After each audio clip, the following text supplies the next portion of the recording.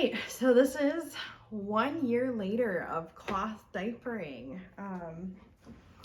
What we've used, like what we've landed on as our primary products, how the diapers have held up for an entire year,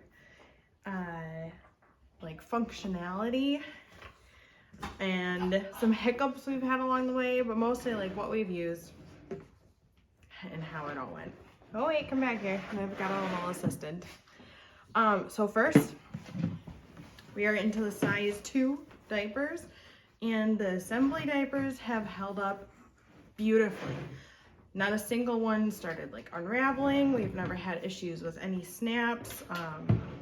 I gave like a deep cleaning to the, you're just gonna touch everything, aren't you? Oh, okay. I gave a deep cleaning to the size 1 diapers and then packed them away because I'm due in February. We have another one coming along. So we're really gonna get our money's worth out of those size 2 diapers, or the size 1s and 2s. But Lila, can you bring that back to Mama? Hey, little girl.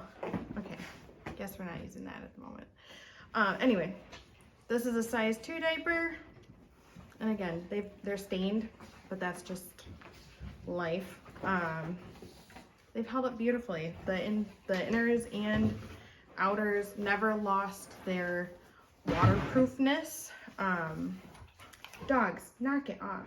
Of course, everybody decides to start misbehaving. Never lost their waterproofness, have held up beautifully. I had a problem with shrinking. The size 1s really shrunk, and I posted a video on my Instagram about that, and Esembly actually reached out to me and were like, can we send you new ones because they should fit your child? So that's what they did. They sent me new diapers, like let me keep all my old ones and then sent me new ones. So I have a lot of size 1 diapers and size 2, all the above. So they've held up great. We haven't had any problems with the newest version that they sent us shrinking at all.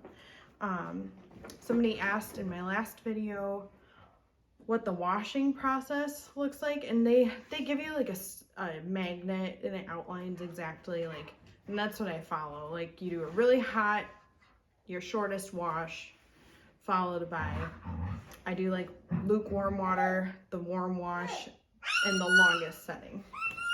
And that gets them clean. It gets them clean. So on that topic, what I landed on is, again, everybody's being so loud. Hold on, let me go retrieve my detergent. Can I have this? Thank you. I love Aldi, and this is the Aldi brand Tandil, however you pronounce that, the free and clear. This is cheapest, and in my opinion, does just as good as everything else. And it also has free fragrance, which I noticed when I used a fragranced wash with my daughter, she did get a little rashy. As soon as I switched to the free and clear, problem solved. I do, what? Are you stuck in that basket? I know you can get out. Here, you can have this back. I do kind of like double what they recommend on here. A little more, a little less, somewhere in that range. I found it's not quite as strong as the Esembly brand detergent. It's way cheaper though, even using a little more than recommended. So that's it, washing. And then I used, there's like a diaper stripping product, I can't remember the name of, on Amazon, and I use that every few months. Here, you can play with that too. And I do that, and it gets them pretty clean. And that's it. The other thing I found, I was in the last video still using the Esembly brand wipes. They're cloth wipes, and then the foam that they have. I couldn't I can't pay that. And especially when I know that there's other options out there. So what works equally as well, just fine. This is Dr. Bronner's, their baby unscented, and I ended up keeping like a dish soap, like a foaming dish soap pump, and that one held up really well. And then I just, when that was empty, I started using that in that dish soap one pump, and I think I do like, I don't know, quarter, half of the bottle, and then fill the rest with water. Play around with your dilution, but this has lasted us a year. this entire bottle, we have not even used it up, and it has lasted one whole year. So it's literally the same ingredients. Like if you look up the two products side by side, the Esembly and this, same thing, a lot cheaper, and available at most large grocery stores. On that same diapering topic, where did it go? Oh, there it is. I ended up using the multi-purpose ointment from Burt's Bees and the Burt's Bees diaper rash ointment. That being said, we did end up with a horrible yeasty diaper rash at one point. That wasn't fun, was it? Yeah, that was a bummer. And we ended up making our own magic butt cream. You can buy, like your doctor can prescribe magic butt cream,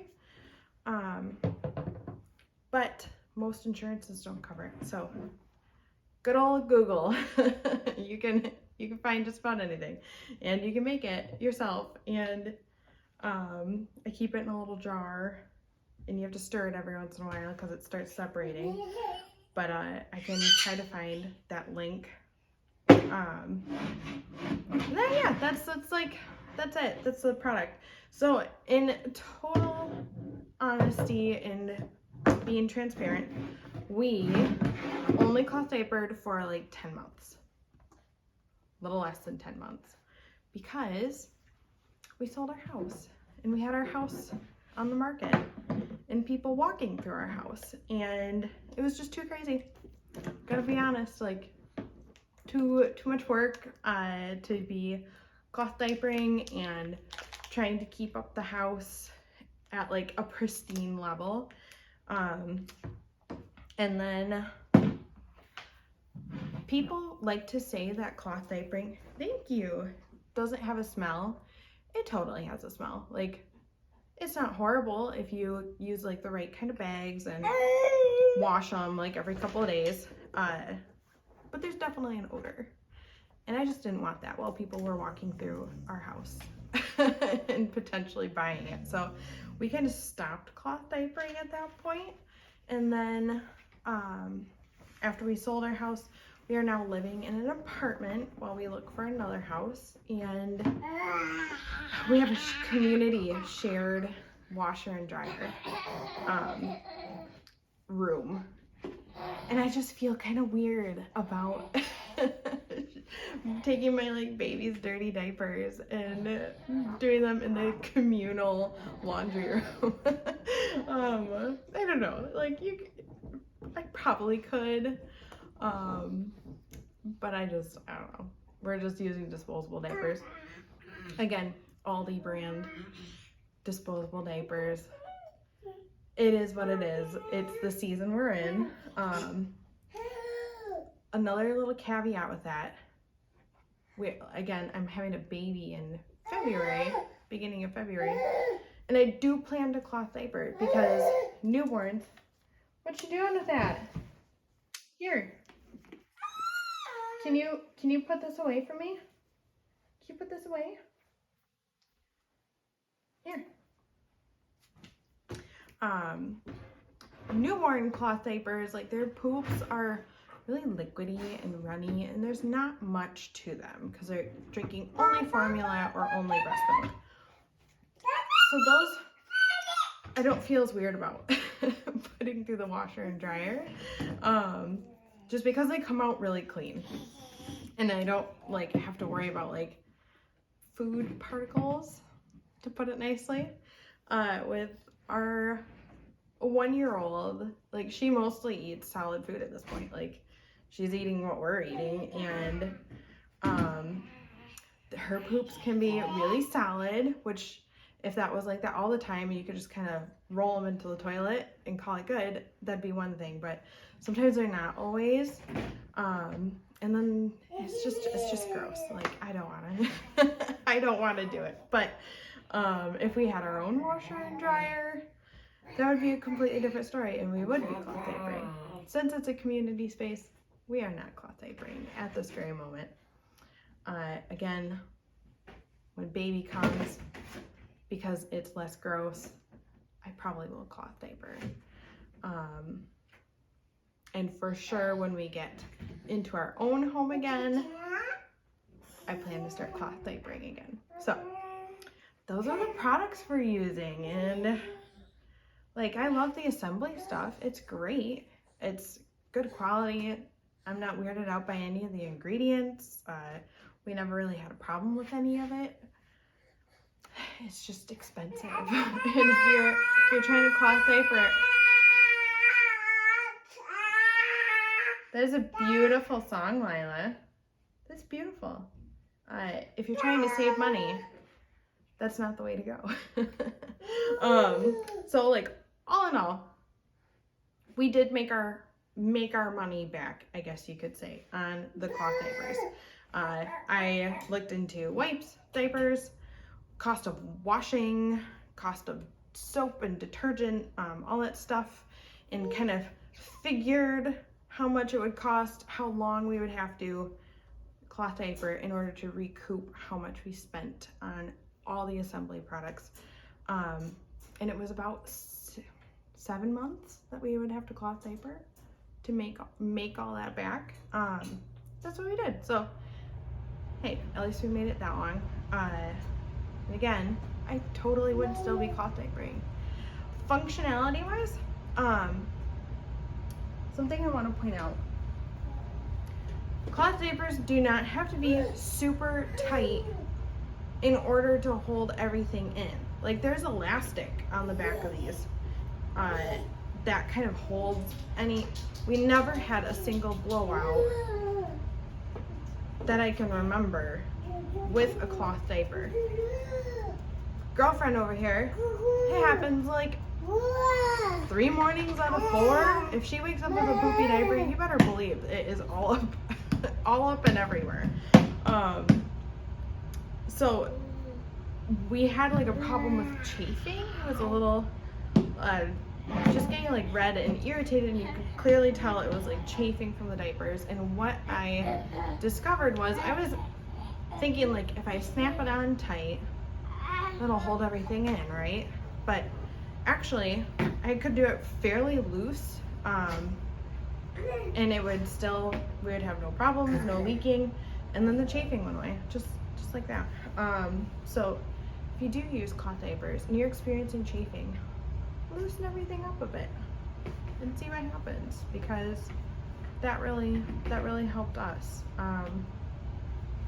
Just realizing that these are inherently good at keeping human waste in them. And yeah, that's about it. I feel like I just covered a lot. Cloth diapering, Esembly stuff holds up great. Showed you a couple of the products that we were using. And again, I miss it. I miss cloth diapering, actually. As weird as that is to say, like, who misses washing their kids' poopy diapers? But like the environmental aspect of it, and I don't know, it's not actually, like, when you get in a rhythm, it's not that hard. But yeah, so that's that. A little update. If there's anybody interested, I can show you the do-it-yourself magic butt cream. for like more yeasty kind of rashes. And yeah, that's about it. Let me know if you have any questions. Thanks.